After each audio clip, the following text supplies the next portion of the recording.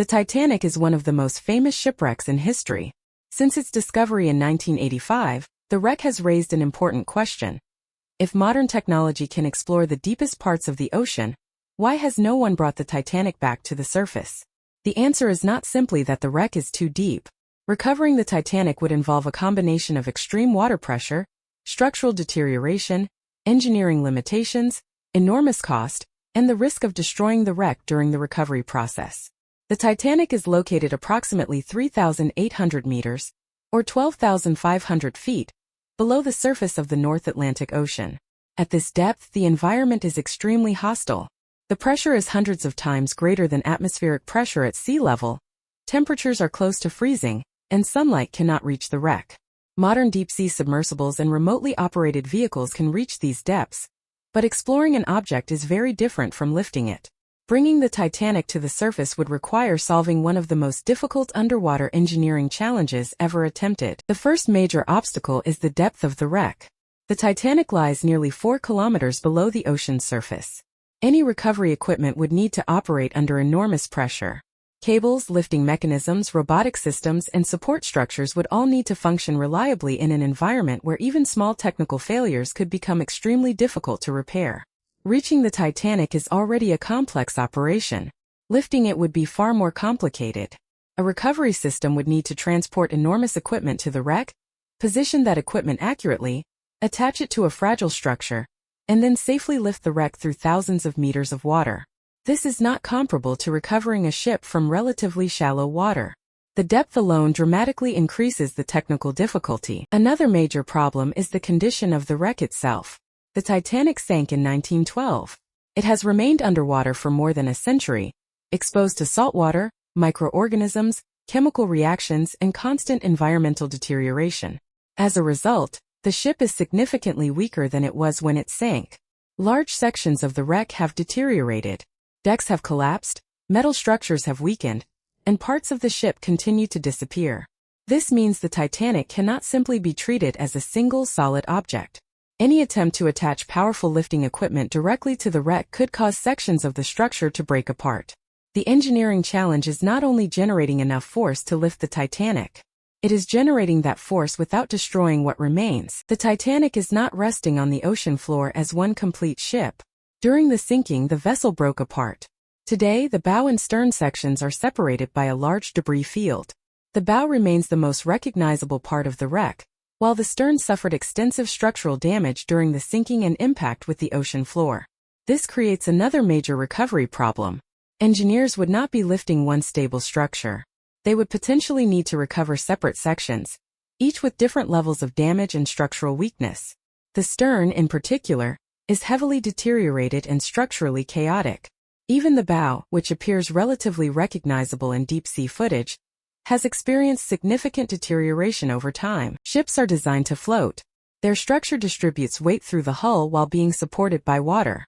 The Titanic was never designed to hang from cables or lifting points. If engineers attempted to attach a small number of massive cables and pull upward, the force could be concentrated on weakened areas of the wreck. Instead of lifting the entire ship, the cables could tear through the structure. A successful recovery would require a system capable of supporting the wreck across a very large area. This could involve an enormous underwater framework or specialized lifting platform. However, placing such a structure around the Titanic would itself be an unprecedented engineering challenge. The equipment would need to be transported to extreme depths, assembled underwater, and positioned around a fragile and deteriorating wreck. The Titanic was an enormous vessel. Before sinking, it weighed more than 46,000 tons. Although the wreck's condition and water interaction would affect the exact forces involved in a recovery operation, lifting such a massive structure would require an extraordinary amount of engineering capability. But weight is not the only issue. A lifting system must also account for structural integrity. It would be possible, in theory, to create enough lifting force for a massive object. The real challenge is ensuring that the object remains intact while that force is applied. The Titanic's weakened structure makes this especially difficult. The stronger the lifting force becomes, the greater the risk that fragile sections could collapse. Working at nearly 3,800 meters below the surface presents major operational limitations. Humans cannot directly work at the wreck site without specialized submersibles. Most operations must be performed using remotely operated vehicles and robotic equipment. These systems have limitations. They must be controlled from the surface, often through long cables and communication systems. Manipulating delicate or complex structures underwater can be difficult, especially when visibility is limited and the surrounding environment is extremely hostile. Now consider the scale of the task.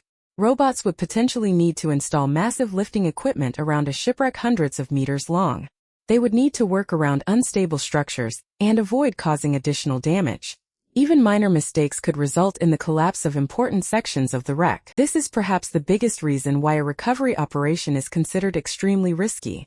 The goal of bringing the Titanic to the surface would presumably be preservation. However, the recovery process itself could cause significant destruction. Attaching equipment could damage weakened metal. Lifting forces could cause structural failure. Movement through the water could create additional stress. Different sections could separate or collapse during the ascent. After more than a century underwater, the Titanic is no longer in the same physical condition as when it sank. Attempting to recover the entire wreck could result in engineers bringing fragments to the surface, rather than a recognizable ship. This creates an important question. Is it better to leave the wreck in its current environment and document it, or risk destroying it during an attempt to recover it? Even if the Titanic could successfully be brought to the surface, the operation would not end there. The wreck would immediately require extensive preservation. Materials that have remained underwater for decades or centuries can deteriorate rapidly when exposed to a new environment. Salt, moisture, chemical changes, and oxygen can accelerate the breakdown of recovered materials. The Titanic would require an enormous conservation system. Engineers and preservation specialists would need to stabilize the structure and prevent further collapse. A dedicated facility would likely be required to support and preserve the wreck. The cost of such a project would be enormous, and there would still be no guarantee that the recovered structure could survive in a recognizable form. Future technology could potentially make certain aspects of the operation easier. Advanced underwater robotics, stronger materials, improved deep-sea engineering, and new lifting technologies could increase humanity's ability to work at extreme depths. However, technology faces a major problem. The Titanic is deteriorating. Every year, the wreck becomes older and potentially more fragile. By the time future technology becomes capable of attempting a full-scale recovery, much of the ship may no longer be structurally capable of surviving the process. This creates a race between technological progress and natural deterioration. The Titanic has not been brought to the surface because the project would involve multiple extreme challenges at the same time. The wreck is located nearly 4 kilometers underwater. It has been deteriorating for more than a century. It is broken into separate sections. Structure is fragile. Any lifting system would need to support an enormous area. Deep-sea equipment would need to operate under extreme pressure, and the recovery itself could destroy much of what remains. The cost would also be enormous, potentially requiring a level of engineering and financial investment rarely seen in maritime history. For these reasons, modern expeditions have generally focused on exploration, documentation, scientific research, and the recovery of selected artifacts rather than attempting to raise the entire ship. The Titanic remains at the bottom of the Atlantic Ocean, not because humans are completely incapable of reaching it. Humans have reached the wreck. Robotic vehicles have explored it. Scientists have studied it. The real challenge is bringing the entire structure back without destroying it. The Titanic is too deep, too large, too fragile, and too deteriorated to be recovered using any simple method. And as time passes, the wreck continues to change.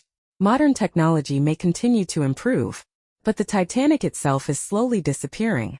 That is why the question is no longer simply whether humanity can bring the Titanic back.